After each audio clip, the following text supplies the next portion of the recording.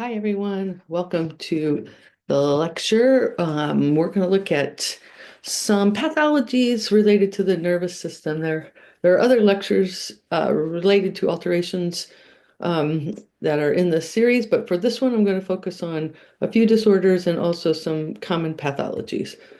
So we'll look at arousal, cognition, movement, muscle tone, and intracranial pressure, and edema, and pain, which we call nociception, and depression.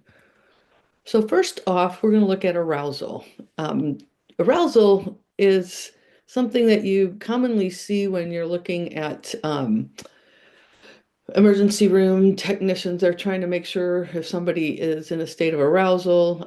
But basically, what that is, it's just your ability to respond to external stimuli in the environment by producing muscular responses that are sort of, um, the first step in being conscious, I guess. And it's a state of wakefulness. And this is actually driven by the what we call the reticular activating system, or the RAS, and it's part of the brainstem. It's a lot of tissue, and it's basically what keeps you alive when so that you can respond to, well, everything keeps you alive. I shouldn't say it like that, but how you respond to the stimulus around you. So a lack of arousal due to brainstem or the damage to your cerebrum, anything like that could lead to a coma. It could also lead to what's called a vegetative state where you have functionality, but you're not aware of it. Like you have brainstem function, but so you're able to breathe and things like that, but you're not aware that you're doing any of that. So um, one of the things that you see often is that they kind of rub the sternum a little bit to see if somebody can feel that pain and come out and kind of come into a state of consciousness. And again, it's part of the reticular activating system. So the brainstem sort of is this weird place right here. It's it connects to the spinal cord. It sits kind of in front of the cerebellum, and this is the reticular area there that we're talking about. All right, taking a look a little bit at cognition and dementia.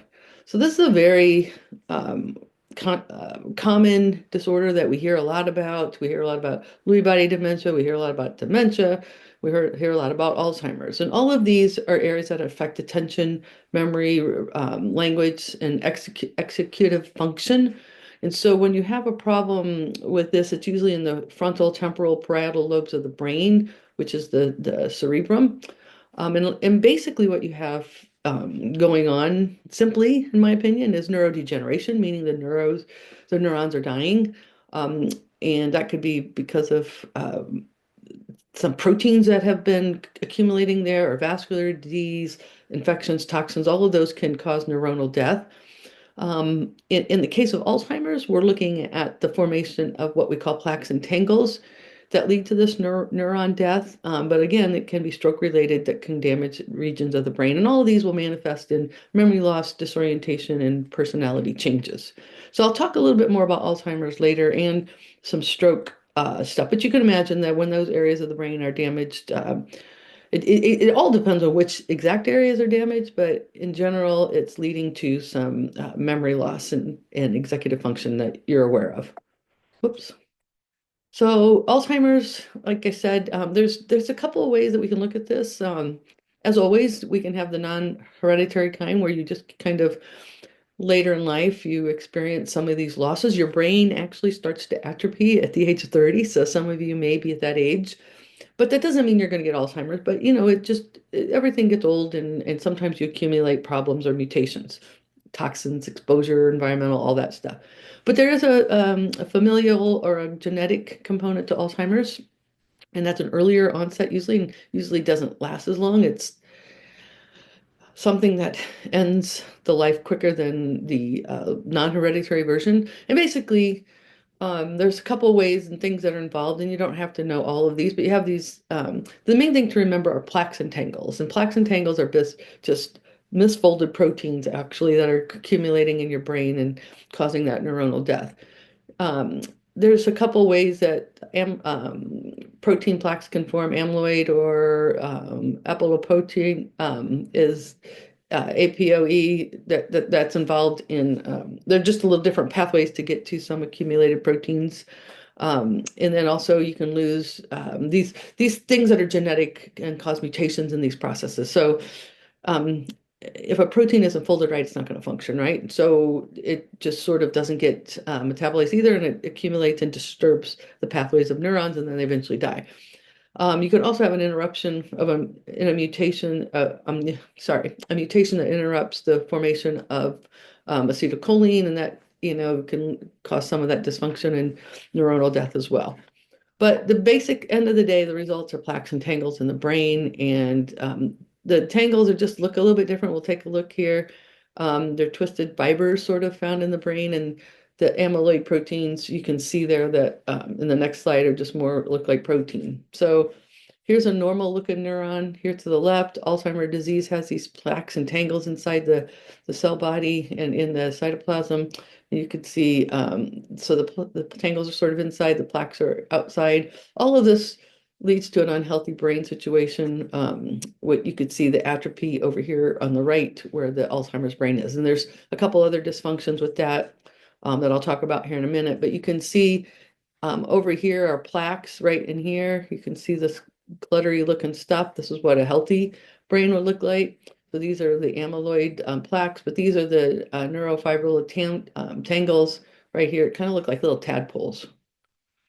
So what happens is this affects the hippocampus, which is, if you can see here on I've circled it here, you have some shrinkage of the hippocampus right here. Here's a large hippocampus, and this is a smaller one.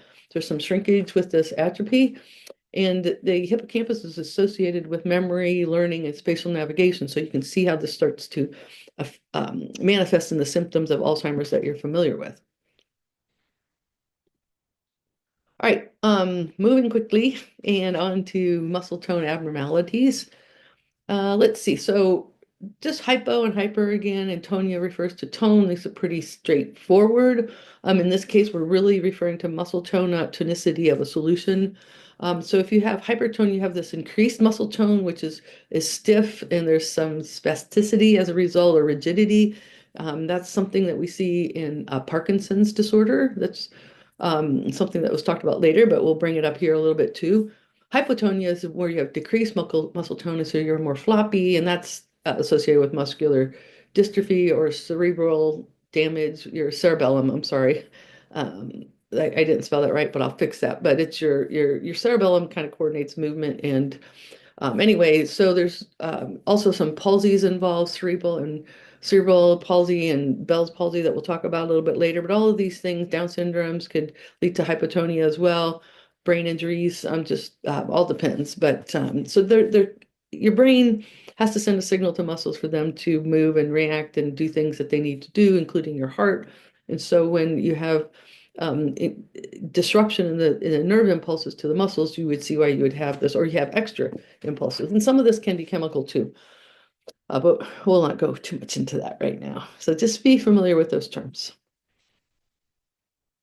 All righty, moving on. So again, kind of with movement disorders, you can also have slow movements, just like bradycardia.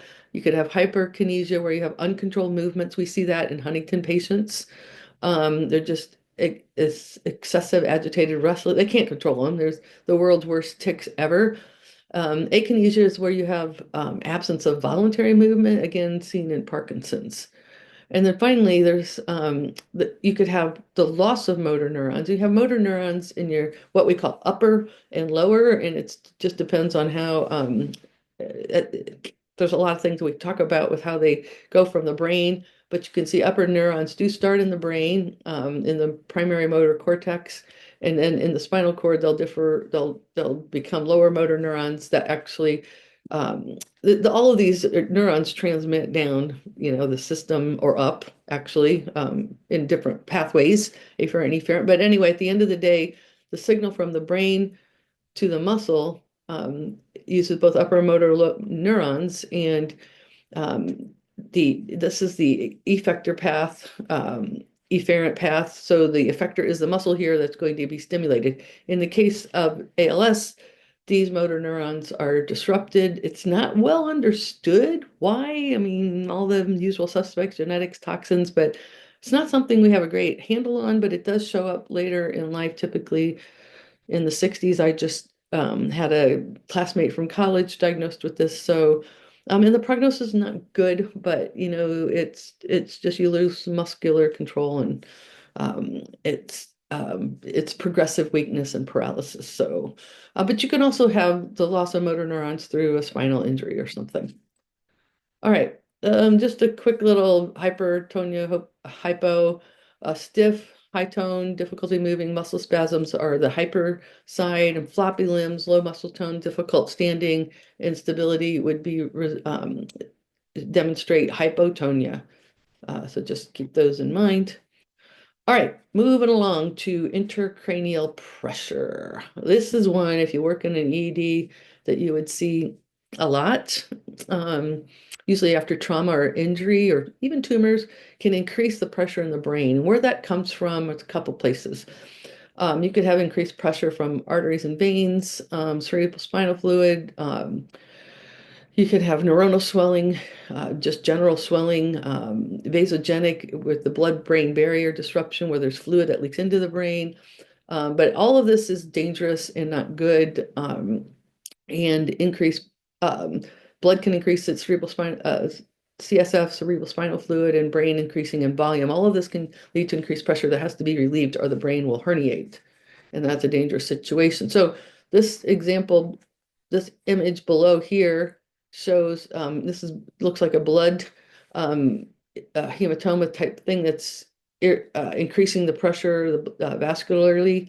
There's blood, and it's causing the brain to move and then herniate out. And so this is not good. The normal pressure for adults is somewhere between 5 and 15 millimeters of mercury. So you don't.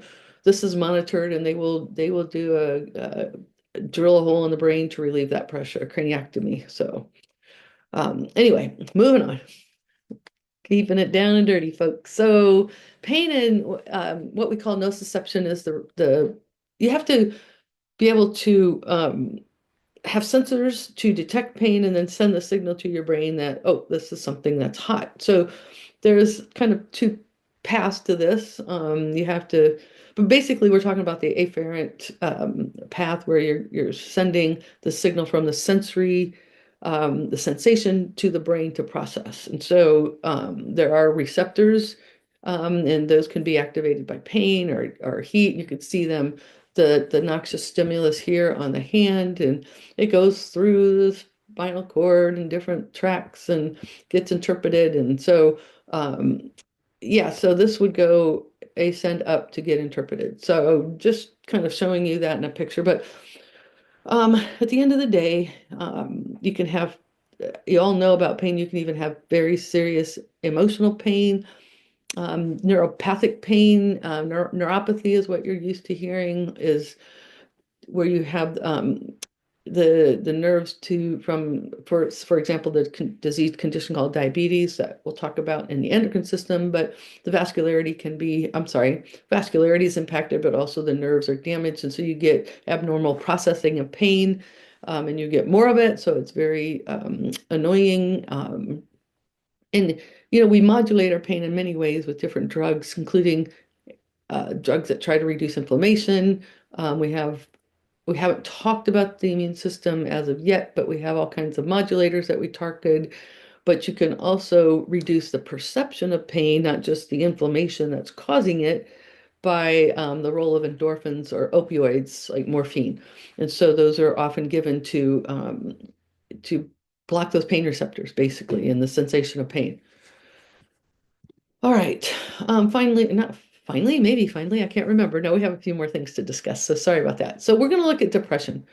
And there's a whole lot we can talk about this, but it involves it's you know what it is. It's the characterization of persistent feelings of sadness, hopelessness, and loss of interest in activities that you used to enjoy. It's really a chemical disorder. It's similar to any other chemical disorder where you don't have insulin or something like that. You can have situational depression or exogenous, something that's coming from something that happened that has you so depressed, deaths, elections, divorce, whatever it might be. but you can also, usually those pass and you're not in a persistent state of depression. But when your brain chemistry is a little bit lopsided, you have a limited availability of neurotransmitters, and specifically the ones that kind of affect your mood, dopamine and serotonin and norepinephrine. Those are, um, you know, different kinds of neurotransmitters, and mainly, we think about serotonin and dopamine, and obviously a lot of people think about serotonin. We use these, the reason they do is because there's a drug called the serotonin reuptake inhibitor. And so serotonin makes you feel happy, and you want it. And so this picture on the right basically shows a synapsis where two neurons come together.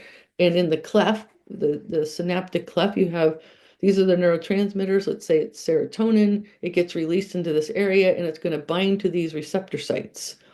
Now, a couple of things about this. These receptor sites are very important because that's what's going to transmit that signal on that makes you feel happy. But if these are disrupted, if there aren't many of them based on your body chemistry, you're not going to get, you have less transmission of that signals, or maybe you just don't make as much neurotransmitter of serotonin. Um, and the other thing is what also happens is after it's released, it gets what we call reuptake. And so it's kind of a weird word to say, but it's released and then it gets put back into, it's kind of recycled. Think of it as recycling. And so the serotonin reuptake inhibitor blocks that reuptake, where it leaves it hanging out here for more availability to find a place to bind and then have action. And so, but again, there's a lot of pathologies that could cause it. And if you think about like drug addiction and things, that they're hitting some of the same receptors. And so uh, this is kind of a tangent, but when you build up a tolerance to, say, a drug and you need more of it, what you're doing is kind of hammering those receptors and damaging them. And so the effect of the neurotransmitter or the drug is not hitting a receptor, so it's not hitting an effective receptor. So you have to have more of it around to try to find any of them that it can do that. It's just not as how do I want to say it? Efficient, maybe. But the thyroid in pharmaceuticals can cause problems with this, with depression. And the thyroid's a big one, folks. We're going to talk about that a lot. It's one disease that's hit my family that you'll run into at some point in your practice. It's a metabolic disorder, and you gain weight and other things, but it's hard to know if somebody is depressed, you might want to check their thyroid. Let's just put it that way. All right. So, like I said, there could be a low level of serotonins. It could, and that's what we want to not have it reuptake, so we keep them available by blocking that reuptake. You could also have a dysfunction of the what's called the HPA. It's a hypothalamus pituitary adrenal axis. It's sort of how your brain and your hormones, some of your hormones work together, and those are, it's basically part of your stress response that increases cortisol, and that in high levels can cause that atrophy in the hippocampus again and get into some more memory loss. And so, anyways, that we've sort of already talked about that with Alzheimer's, but obviously there's some depression that goes with that as well. Here's just an image of the HPA. Just there's a couple hormones. One is the hypothalamus secretes a hormone, and it's basically for cortisol, and it's part of the stress response. But it's the intermediate through the pituitary gland and then to the adrenal gland. So that's how that cycle is. But don't worry too much about that. All right, AVMs. Arteriovenous malformation. This is basically big clumps of blood vessels. You can see one right here. There's an AVM. It's just a blood. It's a mass of blood vessel nature, but it's relatively asymptomatic, but it can lead to seizure, stroke, headaches, vision problems, and you don't want to rupture it, hearing loss and whatnot. If it ruptures, it can cause a lot of bleeding and death. And so it's just something that sometimes will show up on an imaging and it looks tumorous, but it's really an AVM, so they can sort it out. But it can lead to problems. I have another friend whose mom has this, and she has to be very careful not to fall and clunk her head. And this one's a weird one. Creutzfeldt-Jakob disease, CJD. It's it's a rare genetic disease related to prions and misfolded proteins. Prions, we won't go into a lot of details, but this can come from when you think about mad cow disease and some what's the chronic wasting in deer. There's some prions kind of are what impact that or cause that disease. But anyway, it's pretty rare. It's very fatal. It's genetic, and it leads to neurodegenerative conditions and memory loss, confusion, rapid dementia, motor decline. Sorry, and there's no cure. And so anyway, it's don't go too much into that one, but I wanted to. The book talked about it, so I was going to bring it up. And finally, not finally, I always say that. Sorry, folks. The palsies. There's two that your book does mention, Bell's and cerebral. Bell's is a little more temporary and it can happen during episodes of other illnesses. Cerebral palsy is definitely more, it's chronic and it affects all of the central nervous system. And you have exaggerated reflexes, floppy or rigid limbs, involuntary motions, and it's basically many causes of such nature that happen at birth, damage during birth or stroke or infection. Some of these things can cause cerebral palsy. It's not like one thing, but let's take a look at it a little bit differently. Whoops, I want to go back. Where's my arrows? Jumped ahead to headaches. So this is where it gets hard, folks. So I kind of like this, and I'm not going to be saying that I could be good at this, but what we have is a normal person on the left, right over here, somebody that's had a stroke here, and somebody with Bell's palsy. It's like, how do you know when somebody is experiencing a stroke or they have Bell's palsy? And so this is sort of trying to get you at that a little bit and sort out those differences of whether, but you can see here that between a stroke and Bell's palsy, the things in green that are missing from Bell's palsy is in Bell's palsy you would see a non-wrinkled forehead, and it wouldn't be symmetrical, and you would have a fissure widen in your eye. So those are a couple things, but then you see the common overlapping mouth drooping issues. So if you're normal, your mouth isn't, this is kind of a normal person. So I just thought it would be interesting diagnostically for you to take a look at that. So moving on to headaches. Boy, oh boy, oh boy, we don't know a lot about them, but we do know what they feel like. Probably everybody's had one. Migraines are what we think of when we think of chronic illness with headaches. But the pathophysiology behind a migraine are not well understood. It is my opinion only, and there's some association with this in the literature that it's related to hormonal changes in women. If you look at the age of 22 to 55, when migraines are most common, that's when a female has already been, they've reached menarche, they've had their first period, and they're not in menopause yet. So there's hormonal involvement with, your cycles and all that. And so I've heard people say that their migraines disappear after they go through menopause. I hear them say they start when they sort of after puberty, early adulthood. So I don't know how much data we can say that we know that that's the case, but I feel like there's a good connection. But that's, again, Dina being anecdotal here a little bit. But it involves like a unilateral throbbing pain that's worsened when you move or light, and it is associated with one of and or more of nausea, vomiting, or photophobia or noise phonophobia as well. Cluster headaches tend to affect men a little bit more, and they're related to the one of the cranial nerves, the fifth, the trigeminal, and anyway, it affects autonomic dysfunction. That nerve is related to some parasympathetic nerve action. But anyway, it's ipsilateral, meaning it's one-sided. And anyway, tension headaches are the most common. They're probably what you've had, and they tend to occur in the second decade, and they're bilateral. Here's just an example of types and where they occur. Same with this slide. None of this is a good sign. I do have a friend who has had chronic headaches for 8 years, and they're not migraines. They haven't figured everything out. They think it's related to barometric pressure. I think it's hormonal, but whatever, they're severe. They incapacitate her. She's taken Botox, She's done patches. She's I got all kinds of drugs, but it is not fun to have these headaches.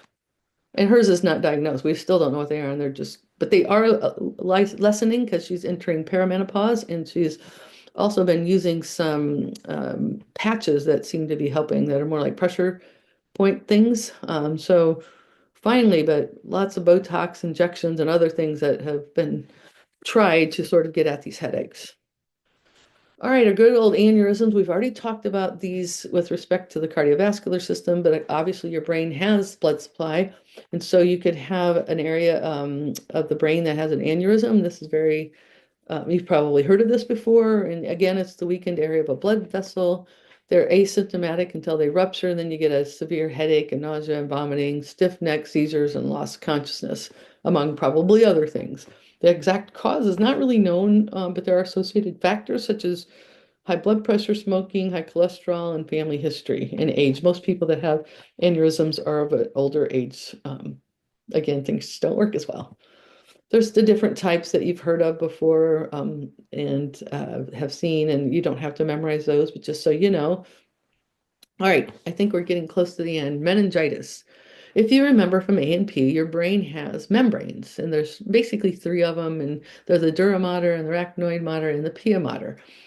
And they're found in your spinal cord as well. But anyway, they are these layers that kind of help your brain stay in, like in shock absorbing and that sort of thing.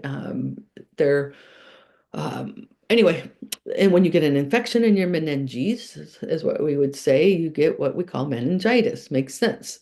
This is a very good quiz question. Bacterial meningitis versus viral. Viral is often sometimes called aseptic.